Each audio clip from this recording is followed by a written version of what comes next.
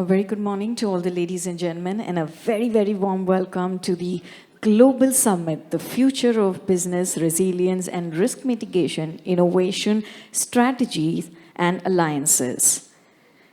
Well, I am Parveen, and I'm very, very delighted to be a part of this beautiful and a very promising day. Ladies and gentlemen, distinguished guests and associated chambers of commerce and industry of India, a very, very warm welcome to the Bengaluru Summit. As today we are in a hyper-connected global economy, the capability of professionals and technologies have become the backbone of every business, from startups to multinational corporations, while they drive innovation, efficiency, and competitiveness in reshaping sectors. To navigate this evolving landscape, business must adopt cutting-edge technologies while enabling the robust risk management strategies. Globally, the focus is on sustainability, green technologies, and smart infrastructure, signaling a move towards innovation-led growth and more interconnected marketplace. The objective of today's event is to create platform where industry leaders, technologists, and risk professionals can exchange knowledge, explore new trends, and develop actionable strategies and alliances towards led by the upskilled human assets around the world of professionals fraternity. So ladies and gentlemen, I hope you're all set to begin. Before we proceed further, I would like to request honorable dignitaries of the inaugural session to kindly inaugurate the conference and join for the lamp lighting ceremony. To begin with, I would like to call upon Mr. S. Sampath Raman, Chairman and Managing Director, DPK Engineers Private Limited, and past Chairman, Karnataka State Development Council, to please come forward. Let's put our hands together, everybody. Next, I would like to invite CA Dr. Ashok Haldia, Chairman, ASSOCHAM National Task Force for Accounting Standards, Sustainability Accounting and Integrated Financial Reporting, and former Secretary, Institute of Chartered Accountants of India. Let's put our hands together for him as well. We have Mr. Gavan, Business, Investment and International Lead for Policy and Advocacy, CPA Australia, for joining them for the lamp lighting ceremony as well. Ladies and gentlemen, let's put our hands together for the chief guest, Dr. S. Selvakumar, IAS, Principal Secretary, Commerce and Industry Development, Government of Karnataka. Last but not the least, we have Mr. Basudev Mukherjee, Assistant Secretary General, ASSOCHAM. Thank you so much. And I would request dignitaries to please come forward and honor the lamp lighting ceremony.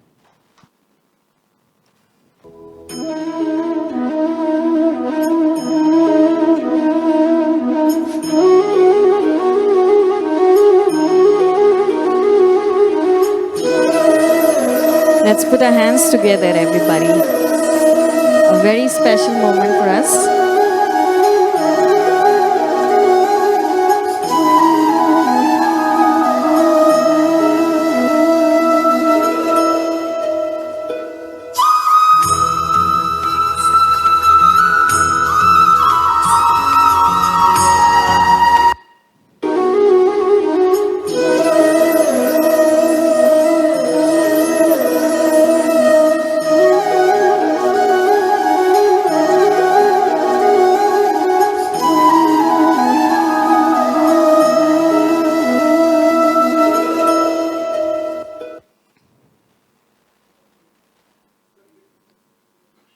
Let's have one more big round of applause, everybody.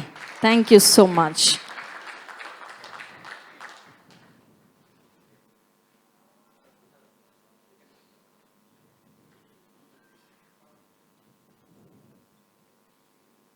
Now I request all to please take your seat on the dais, all the dignitaries to please keep your seat, to please take your seat on the dais.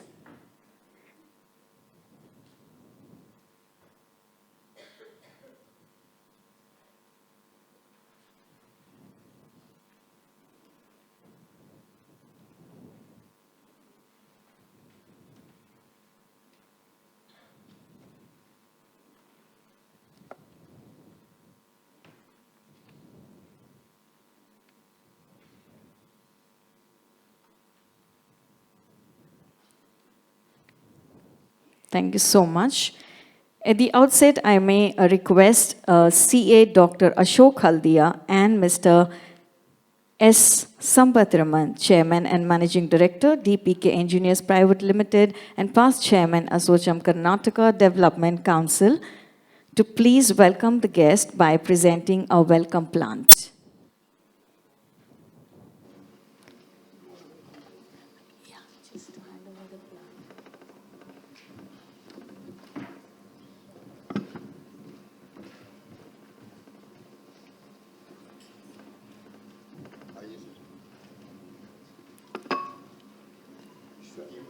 Thank you so much.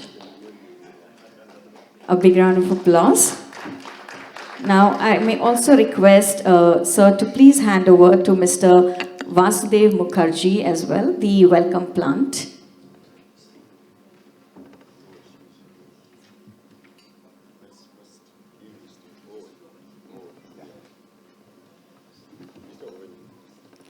To Mr. Gavan Orr.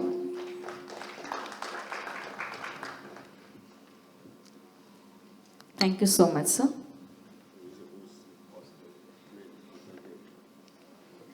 Thank you so much. Now, ladies and gentlemen, let's begin with the welcome address. I may request everybody to please put your hands together and please welcome Mr. S. Sampathraman, Chairman, Managing Director, DPK Engineers Private Limited, and past Chairman, Karnataka State Development Council, to kindly give your welcome address, sir. Over to you.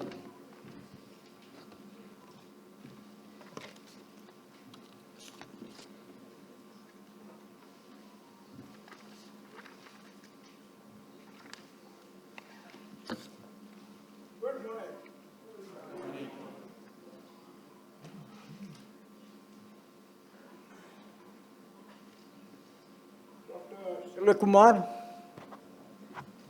IAS, Principal Secretary, Commerce and Industry Department, Government of Karnataka. Dr. Ashok Haldia, Chairman, Assocham National Task Force for Accounting Standards. Mr. Gavan Odd, Business, Investment and International Lead for Policy and Advocacy. Mr. Vasudev Mukherjee, welcome to you all for this topical event.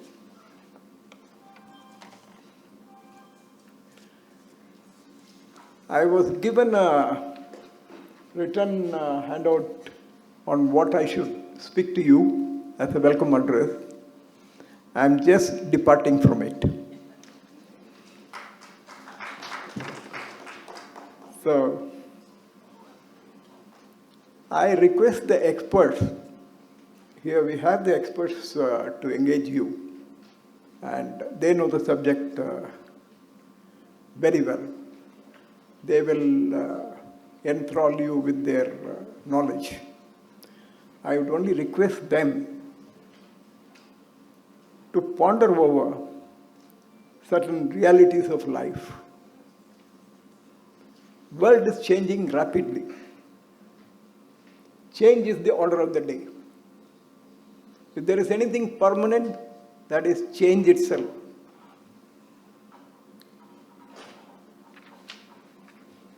See, the global events that are happening, we call them geopolitics. There are tremendous headwinds going about now. Economic volatility was never seen before of this heightened status. Climate changes, you're seeing the catastrophes happening all around the world in quick succession. Disasters, technological disruptions, never seen before. Everything that we did earlier has become something which is no more useful. And this is done by innovations. Welcome innovations. These are of mega dimensions. They are occurring in more frequent manner and in quick succession.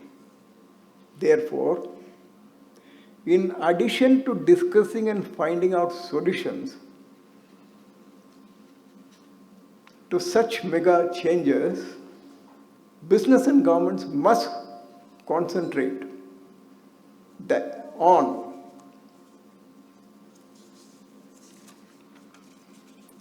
how to close the business. We keep on discussing how we can sustain, how we can improve. We must also address the question as to how to close the business. This is inevitable. This should be addressed as an exit option, should be pain-free, distress-free, and at least cost and time. I have spoken and written about it in a number of events, written to PMG on this subject. So much so, I was pleasantly surprised that this is a topic of discussion in Republic TV day before yesterday, and one of the chief officers of PMO, he announced a 90-day closure process for all companies. Normally, you know how much time it takes? It takes 2, 3 years, 5 years, 6 years. They have cast a 90 days program for exit from business. It's a welcome thing. It will be a matter of great interest to know how AI is going to disrupt employment. All of us should look for the day when we don't have to employ human beings. It may be called a sin if I say that I don't want to employ people, but the facts are that you employ people, they complain. The machine doesn't complain if you keep it in good maintenance. So we have to look for the day when AI constructively engages with you to help you to avoid engaging human beings in manufacture or in any other activity. You know, repetitive things can always be addressed by humanoids. Tasks of higher order will also be engaged by AI. Another point which is very important is risk avoidance. We talk of managing the risk. Many times, even as we start the business, we build the risk. How to avoid that? The Chinese way of thinking of sharpening the tool for 90% of the time and in the operation using only 10% of the time, executing it perfectly, we have to look into. I would request the subject experts to look into this also. Thank you very much.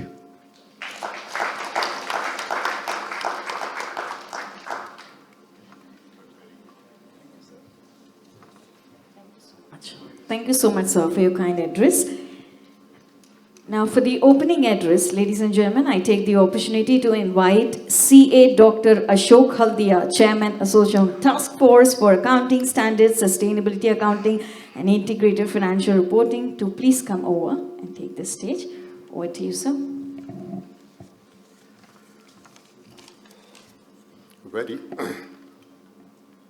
Very good morning, ladies and gentlemen. Indeed, a great pleasure to be here at a conference jointly organized by the Association and CPA Australia. This event I consider is important from 3 aspects. One is the topic, which is possibly for the first time that the Association is organizing together with the body global body which is specialized in accounting and the business strategies and the growth. And also, ASSOCHAM would be entering into with them a memorandum of understanding how to carry this theme forward throughout the country, and also how to inform the world at large as to where the country stands in terms of transformation to the business resilience, and also what more needs to be done, and what is that India can learn from the global practices, and what best the world at large can learn from the India. The third important point that I see is our chief guest today, Dr. Selvaraj. I have done various positions in the government and of the government, and I'm really happy to find an interest of a government bureaucrat, a senior person's interest in the business resilience. This also indicates about the changing public governance in India as to how the government has become sensitive to what the business thinks, what the business ought to do. It is not necessary for the business alone to transform itself, to create that capability for business resilience, but they also need an ecosystem. And that ecosystem, the government has a larger responsibility to support that ecosystem in terms of policy, in terms of infrastructure, in terms of facilitating the innovations and the business resilience in the industry. Mr. Selvaraj is a well-known bureaucrat, at least from the point that I come from Delhi, and I heard about him in Delhi. And he has transformed in his tenure the rural development, the health, the education, and the administrative reforms. All that have an important role to play in providing a conducive ecosystem for the business and industry. I'm sure the position that he's holding today in terms of industry and commerce, the interaction that we have today, would also provide him inputs as to what more the government of Karnataka can do. We all know the Bangalore is an innovation hub of the country. Bangalore houses 40% of the IT talent in India.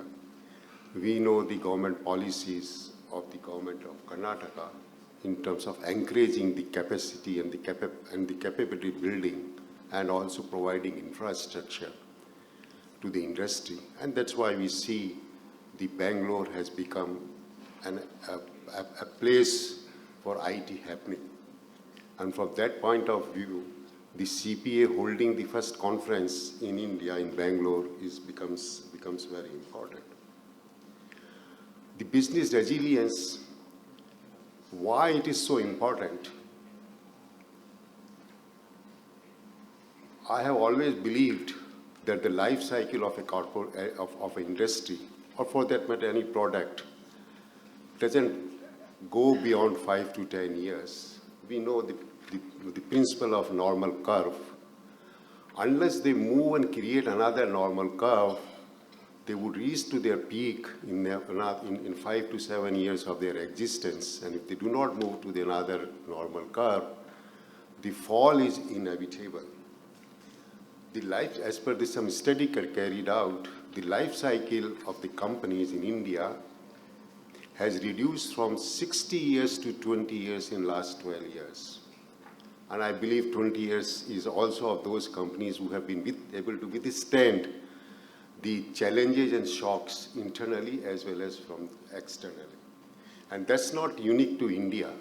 In US also, the 50% of the corporates do not survive more than 5 years. We have seen what's happening, and that's a major challenge for the government and all thinkers. The 90% of the startups do not survive more than their initial year. And that's a great challenge for all of us as industry associations and also also for the government. Hitherto, we have all been saying that IT and cyber security is the major risk, and particularly thinking about AI. Indeed, it's important, but I believe the challenges goes much beyond the IT and cyber security. And these challenges in the modern time touches to the core of the business and affects its operations, its organizations, its people, and unless the organizations prepare themselves for those challenges, create the resilience in terms of responding to, adopting and adapting to, creating that vision and carrying the organizations in order to be effectively respond, their survival and sustenance might become difficult. Now, what are those challenges Mr. Sampati Raman pointed out?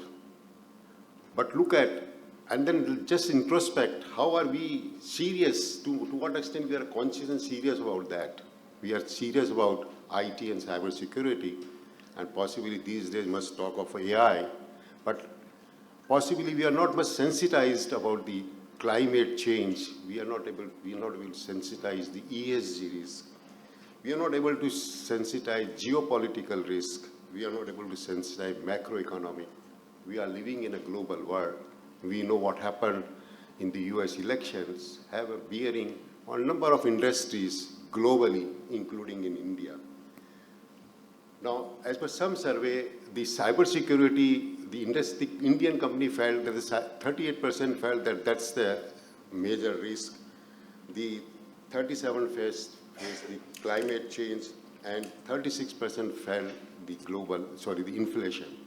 And similarly, at the global level, the same feel in the industry in terms of the risk or the challenges or threats that they face in terms of the business resilience. We, as an industry, the downturn is inevitable. If we remain static, if we continue to focus only on the business continuity, the downturn is inevitable. What is important for the businesses in order to be successful, as I said, to create that capacity and capability to respond to the dynamic world, to the changes, those are taking place. We are in Bangalore, and we have seen, and we can see the number of companies in Bangalore which have been able to create that capability to respond to or to be a business resilient. And they have survived, sustained, and continue to remain globally prominent. How they have been able to do? They've been able to cultivate that vision, that mindset, that adaptability, and also that conscious leadership, not only at the top management level, but right throughout the organizations. That's how they have been. And it's not that the Indian companies, for the benefit of our friends from the Australia and Singapore, I think we have representatives from 5 countries. The Indian industry is quite conscious of responding to the threats, external and internal. 89% of them are investing into business resilience, creating that capacity and capability. And they are seeing the technology disruption, including AI, as a major opportunity for their growth. So the point that needs to be understood and emphasized is that the threats that we are often concerned about also bring a huge opportunities for growth and development. We cannot survive if we remain silent. We can grow if you are able to respond to that. So with that, ladies and gentlemen, thank you very much. And I would also thank the distinguished speakers from the regulators, from the industry, CFOs and CEOs, from the IIMs, who throughout the day would be sharing their thoughts on different aspects of the business resilience. And we welcome all of them. Thank you very much. Thank you so much, sir, for your wonderful address. And now, ladies and gentlemen, please welcome the keynote speaker, Mr. Gavan, Business Investment and International Lead for Policy and Advocacy, CPA Australia. Let's put up our hands together, everybody. Over to you, sir. Thank you, everyone. Thanks for giving me the opportunity to present at today's event. It's very hard to follow such thoughtful presentations, opening statements, and I'll try to do my best. My presentation might be a little bit more data heavy, so not as deep thinking as the presentations before. It's a great pleasure to be amongst some old friends, some new friends, and future friends. And I really appreciate this opportunity to meet with you. Just word of warning, I left my business cards in the hotel room, so I won't be able to give you any business cards, so apologies in advance. So I'm from CPA Australia. CPA Australia is an accounting body with 173,000 members across the world. We have members in over 100 countries, including 50,000 members in Asia and about 1,500 members in India. Accounting is an exciting profession. We talk about artificial intelligence.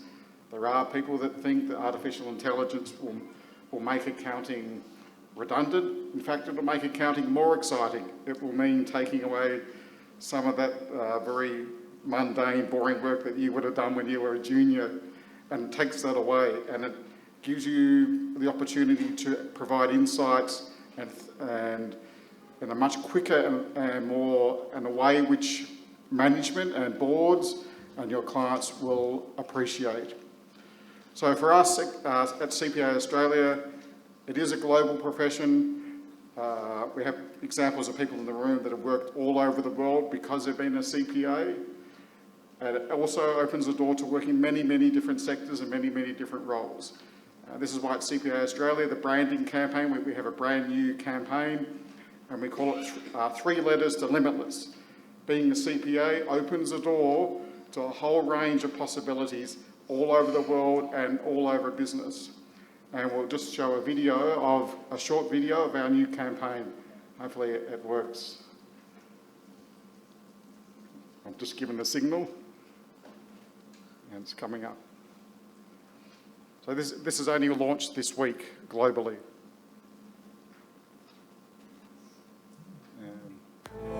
CPA, 3 letters that stand for... I'll just talk a little bit more while it gets done. So what the purpose of the campaign is to promote the accounting profession to students. There are people that feel that accounting is under threat from different technologies.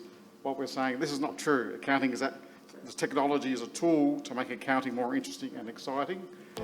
CPA, 3 letters that stand for limitless possibilities.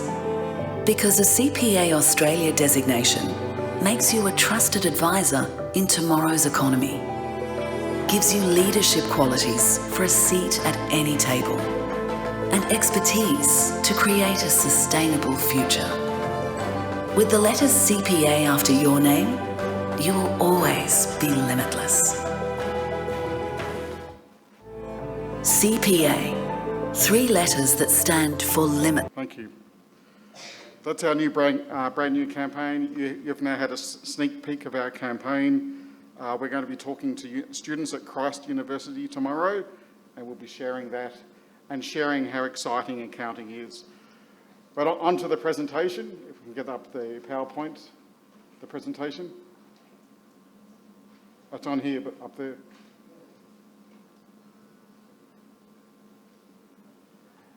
So with the help of ASSOCHAM, and I really appreciate what ASSOCHAM has done and helping us, we ran a business technology survey amongst ASSOCHAM members to find out what technology they're using and the impact that technology is having on their business performance. This is the same survey we ran a few months ago in other parts of Asia and Australia. And today we'll be sharing some of the results of that survey, and looking at how India is performing against other countries, particularly China, Vietnam and Australia. And hopefully what we intend to do today is gather some of the insights that we get from the panel discussions and produce a post-event report in association with ASSOCHAM to distribute to you and more broadly. Obviously it's a Chatham House rule, so we won't put your name to anything if you don't want to, but I think it's really important to share the skills and knowledge in this room with a broader audience. We just produce the data, but we really need you to share your experiences and your knowledge to bring this data to life. The survey is still live and is still running, so this is very preliminary results. At the moment, we've had 169 responses in India and about just over 1,000 responses globally. The only thing I would note is that, and this comes up every time, is that these are the aggregated results from the survey. So it may not reflect your personal experience. So the data says this, but you might think something else, that's okay. But this is what the data says, but it may not reflect your individual experience. So just some overall trends. This is the technologies used in the last 12 months. And the dark blue line represents India. So overall, Indian businesses are very much digitally savvy. They're high consumers of technology, using technology in a wide variety of ways. We also have run an annual small business survey that also shows the same thing. So Indian businesses are very much technology savvy and they're very much embracing technology. One thing that stands out here is on digital payment technologies. So India is really progressing very quickly in digital payment technologies. But also, I want to point out artificial intelligence. And we'll talk more about this as well, but India is leading the region in adoption of artificial intelligence. So very much embracing artificial intelligence into their business. I'll talk a little bit more about that. So we asked the people to indicate, did they use the technology all the time or some of the time? So this is in business. So there can be wide gaps. So we go back to artificial intelligence. 81% of businesses use artificial intelligence in their business, but only 24% use it all the time. So it's a tool they're using, but it's not a daily tool. And I think over time, artificial intelligence will become more of that daily tool, but we'll have to consider how to use that safely and securely to become that daily tool. So, and I might also point out cybersecurity a bit later on as maybe an area for focus for Indian firms. This slide here might be a bit confusing, but it looks at the blue line represents businesses that use technology and their profit improved. So what we're trying to show here is the impact of technology on profitability and the impact of certain technology. So businesses that had increased profit are significantly more likely to be using, for example, artificial intelligence. 76% of businesses that increased their profit used artificial intelligence. Those that didn't increase their technology, didn't increase their profit, were very unlikely to be using artificial intelligence. Only 21% use artificial intelligence. Robotic process automation, that's a little bit different. And if you're in a business which is not increasing profit, I can understand why you would look at automation to drive cost savings. So if your profit is not increasing, you might be looking at opportunities to reduce cost, and automation provides that. But it shows here that the use of technology really has an impact on profit. And this is data from not just India, from all the markets. Something we know, but to see how much of an impact it can have in this graph, I think just shows the value of technology to business and different technologies. Blockchain is an outlier. We'll need to have a look at a little bit more details why that is the case. So the most popular technology initiatives in the last 12 months, and the most popular technology initiative, especially for businesses with increasing profit, is they increased in their technology investment. Businesses which are not increasing their profit are much less likely to have increased their investment in technology, probably because they don't have the resources. The other one I'd like to point out is businesses which are increasing their profit are much more likely to be focusing on upskilling the tech capabilities of their staff. So they're investing in upskilling their staff. They are profitable businesses. On the other hand, what we find is that, interestingly, that businesses which aren't increasing their profit are actually more likely to bring in new talent, whereas businesses which are growing are actually investing in upskilling their staff.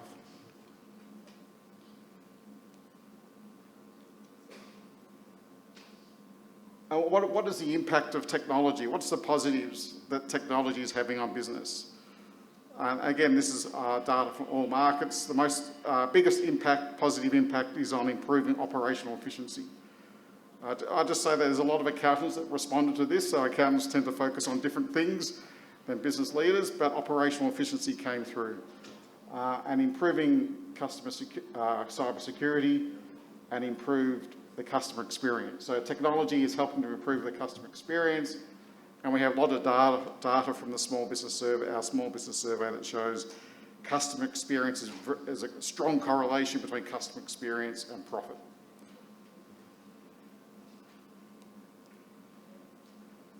But what about the challenges of adopting technology? And I'm sure all these would be familiar to the people in this room.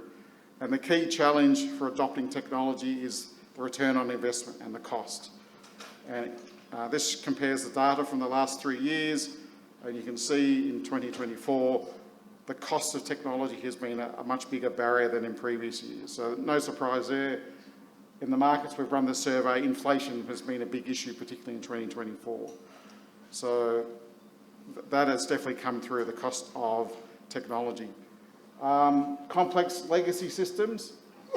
What we find is that larger companies have complex legacy systems is a much larger barrier for large companies than small companies.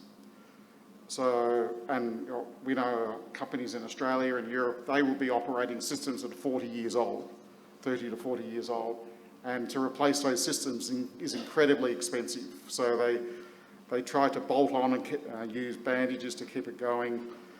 So large businesses have really struggled with complex legacy systems. And this is a graph that represents that again. Large businesses, 500 or more employees, their biggest barrier to technology adoption, 35%. So legacy systems was their barrier. For small businesses, well under 20%. For small businesses, data privacy concerns and cybersecurity concerns dominate as barriers to tech adoption. So the technologies that businesses are expecting to use in next year, again, I want to point out this is by country. The dark blue line represents India. So Indian businesses are already high adopters of artificial intelligence, and also they're looking to increase their already high level of artificial intelligence adoption. So 73% of Indian businesses are looking to increase their use of artificial intelligence next year. So again, leading the world in artificial intelligence adoption. Also on digital payment technologies, again, India is leading, and on ERP software, India is also leading. So this is really good for India, but obviously it raises challenges around how to use AI safely and securely. And hopefully that will come up in the discussion. So just a little bit more on artificial intelligence. This is a representation of the level of adoption across different markets. And if you can see, 23% of Indian businesses have said their level of adoption of artificial intelligence is significant, and 32% said it's moderate.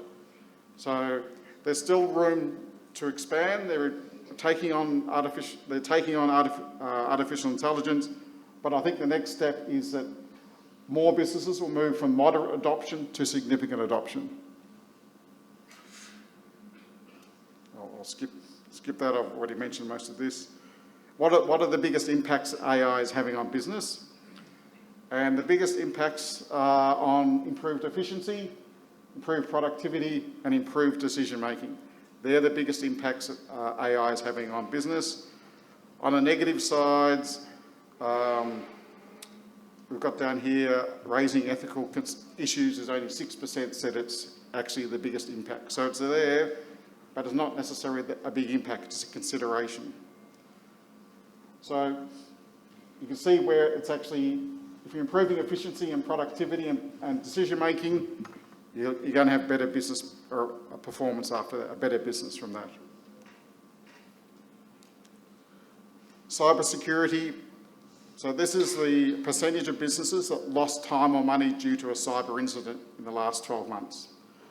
And this is something where a consequence of being so digitally focused is obviously cybersecurity is a consequence of being digitally focused, and this is coming through in the results.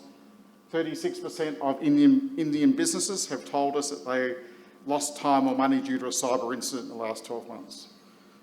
And Vietnam, again, 38%. Australia down at 20%, and what we find is a lot of Australian businesses have a good focus on cyber security, but they're falling behind on digital adoption. So India's leading the way, and the consequence of being so digitally focused is that cybersecurity risk.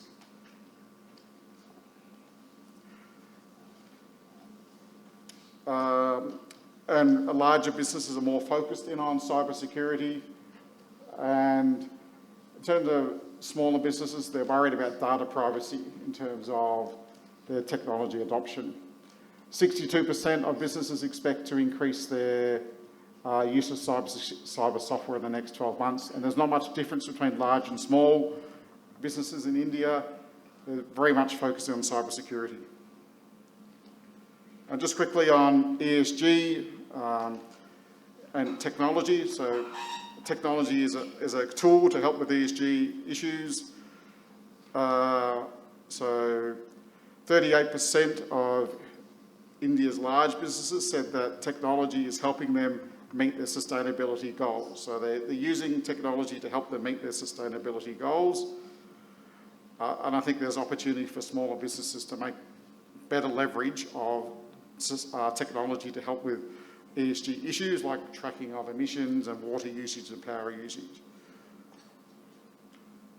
And how are they using technology to help with ESG? So the main areas that Indian businesses are using technology to help with their ESG is on identification of sustainability risks and opportunities, the reporting of sustainability performance. That's going to become a more important issue as a compulsory mandatory disclosure comes in different countries.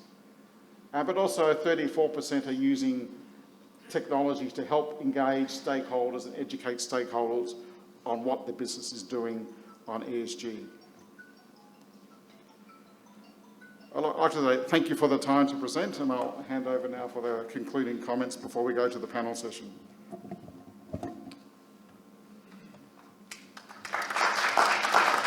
Thank you so much, Gavan. It was very informative. Thank you. Thank you so much, Gavan. And now, ladies and gentlemen, comes to a very, very important one because we are going to be truly enlightened by this address. Ladies and gentlemen, I take the request and I also request and invite a chief guest to please come over on stage to the next address. Let's everybody put our hands together and please welcome Chief Guest Dr. S. Selvakumar, Principal Secretary, Commerce and Industry Department, Government of Karnataka, to kindly enlighten us today. Over to you, sir. Thank you. Good morning, everyone. Distinguished guests, industry leaders, and esteemed delegates. It's my pleasure to be here this morning on the topic of the future of business resilience and risk mitigation. This summit comes at a critical time as we navigate an era of unprecedented change in our hyper-connected global economy. We are seeing rapid advances in artificial intelligence, as Mr. Gavan has mentioned, machine learning, IoT, and digital transformation, which brings both extraordinary opportunities and new challenges for businesses worldwide. To remain competitive, we must understand that these emerging technologies and adopt our strategies to ensure resilience and risk mitigation in this dynamic landscape. Today, Karnataka stands at the forefront of this transformation in India, leveraging our strengths and positioning ourselves as a leading global innovation hub. Ranked first in the India Innovation Index and home to the highest number of R&D centers in the country, Karnataka has built in an ecosystem that supports innovation across countries. We are home to over 400 research and development centers and more than 400 Fortune 500 companies, making Karnataka a destination of choice for enterprises committed to innovation, research, and technological advancement.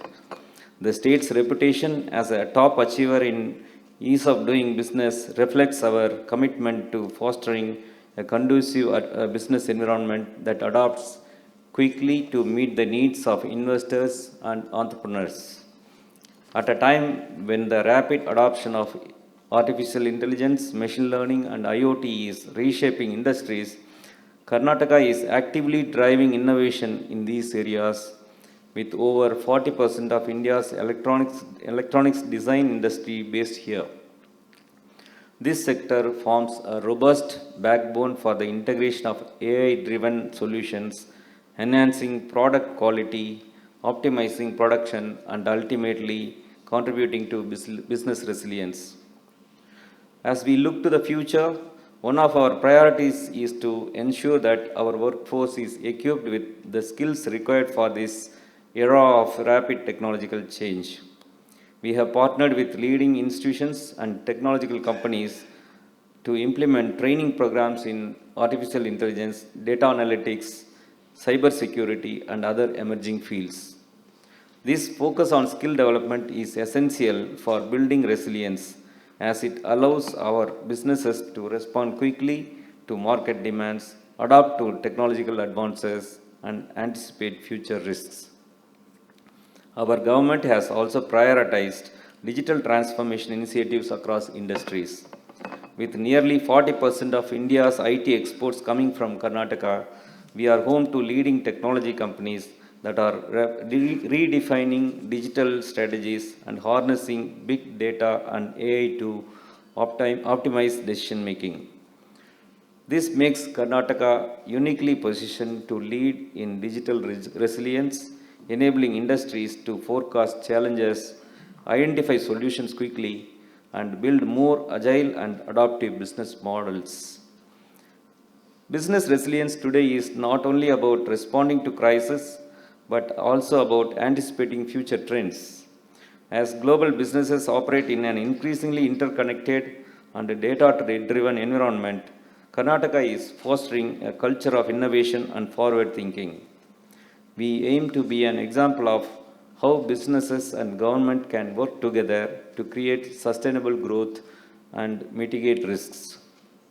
I am confident that Karnataka is on a promising path towards building a resilient, innovation-led economy.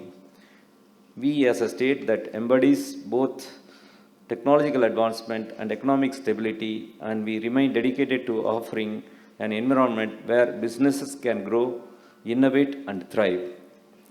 I invite each of you to join us in this journey to explore new opportunities for collaboration and to leverage Karnataka's vibrant ecosystem for your own resilience and growth. Thank you very much.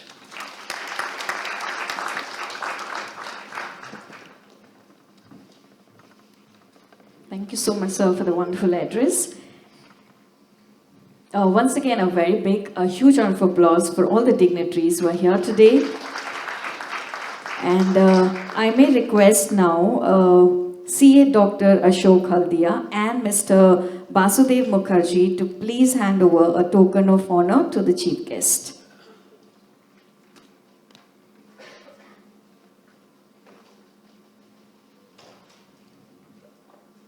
Making this day such an important one for us, and thank you so much for joining in.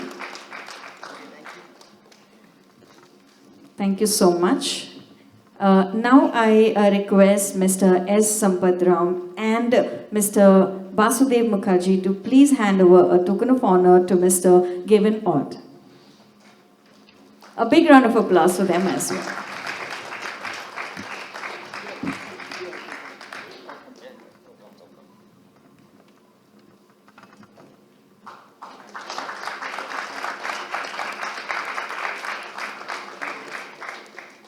Thank you so much. Thank you so much. May I now request Mr. Basudev Mukherjee, Assistant Secretary General, ASSOCHAM, to kindly give concluding remarks, and please come on any other mic. You want this mic? This mic is mine. Okay. So let's go for the vote of thanks. Over to you, sir.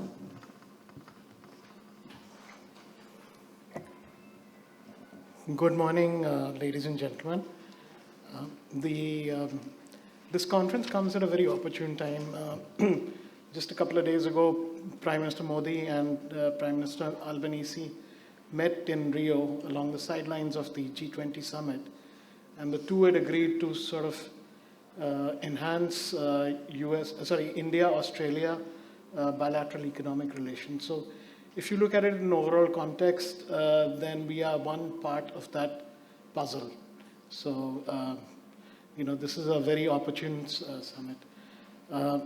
Dr. Selvakumar, our chief guest, Mr. Gavan from CPA Australia, Dr. Haldia, the chairman of our National Task Force for Accounting Standards, Sustainability Accounting and Integrated Financial Reporting, Mr. Sampath the former chairman of ASSOCHAM's Karnataka State Development Council. I'd just like to say that, in today's hyper-connected global economy, professionals and technology serve as the backbone of business, driving innovation, efficiency, and competitiveness. However, this growth comes with significant challenges, ranging from cyber threats and regulatory compliance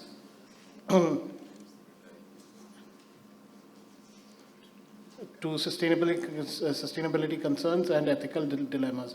These require businesses to adopt cutting-edge technologies while establishing robust and forward-thinking risk management strategies. The key themes of the summit include a collective move towards innovation-led growth in an interconnected economic world with a focus on collaborative approaches to building resilient business ecosystems and leveraging technology for business growth. The insights shared by the eminent dignitaries and forthcoming deliberations will form the foundation for further dialogue and actionable solutions. I would like to express my sincere thanks to our chief guest for his inspiring address and for sharing your visionary insights on building resilient and risk-proof businesses. Thank you, Dr. Selvakumar, Principal Secretary, Commerce and Industry Department, Government of Karnataka, for your perspectives on the importance of innovation and strategic collaboration. This has set a strong foundation for the discussions ahead. I would like to extend my heartfelt thanks to Mr. Gavan Ord for his valuable contributions and the insights of the survey that you presented. Really throw some light on what's happening in the technology space. To Dr. Ashok Haldia, thank you for guiding us through this entire conference, and your presence and thoughts have enriched the inaugural session. Mr. Sampath Kumaran, thank you for your kind support and offering your unique perspective on navigating risks and embracing innovation for a sustainable future. I'm thankful to CPA Australia for their tireless efforts in bringing a great synergy to this global summit and to their commitment, which has truly been instrumental. Finally, I extend my gratitude to all participants for your presence and enthusiasm. Your engagement is the key to the success of the summit. The Global Summit on Future of Business Resilience and Risk Mitigation has served as the platform for exchanging ideas, fostering partnerships, and developing sustainable and actionable strategies that can lead to a meaningful progress. Today's inaugural session has provided us with a clear direction, and I am confident that the sessions to follow will build upon this momentum. As we proceed to the next sessions, I encourage everybody to actively contribute to the discussions that will shape the future of business resilience and risk management. Thank you, and I wish you all a productive and insightful summit ahead.